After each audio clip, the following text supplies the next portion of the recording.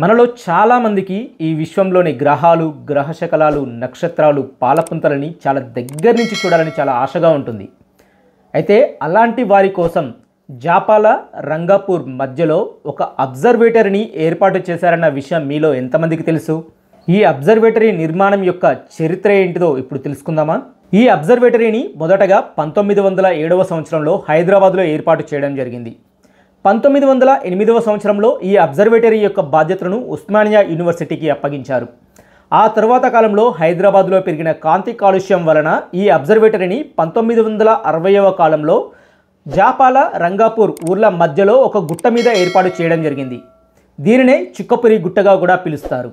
ఈ అబ్జర్వేటరీలో ఉన్న 48 అంగుళాల వ్యాసం కలిగిన టెలిస్కోప్ సహాయంతో నక్షత్రాల ఫోటోమెట్రీ, స్పెక్ట్రోస్కోపీ, తోకచుక్కల అధ్యయనాలు, భూమికి దగ్గరగా ఉన్న గ్రహ శకలాల మరియు ఖగోళ పరిశోధనలు నిర్వహించేవారు.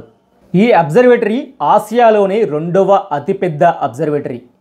ఇక్కడికి ఇండియన్ సైంటిస్టులే కాకుండా దేశ విదేశాల నుంచి వచ్చిన సైంటిస్టులు కూడా ఖగోళ పరిశోధనలు చేసేవారు.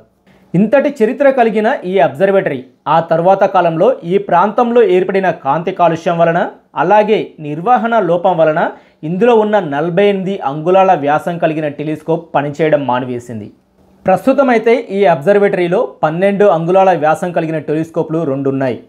వీటి ద్వారా ప్రజలలో మరియు పిల్లలలో ఖగోళ శాస్త్రం మీద ఆసక్తిని పెంపొందించడానికి ఈ టెలిస్కోప్లని ఉపయోగిస్తున్నారు.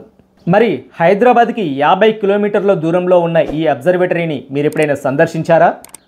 సందర్శిస్తే మీ అనుభవం ఏంటిదో కింద కామెంట్ సెక్షన్లో కామెంట్ చేయండి. అదేవిధంగా మా ఛానల్ని లైక్, షేర్ అండ్ సబ్స్క్రైబ్ చేయండి.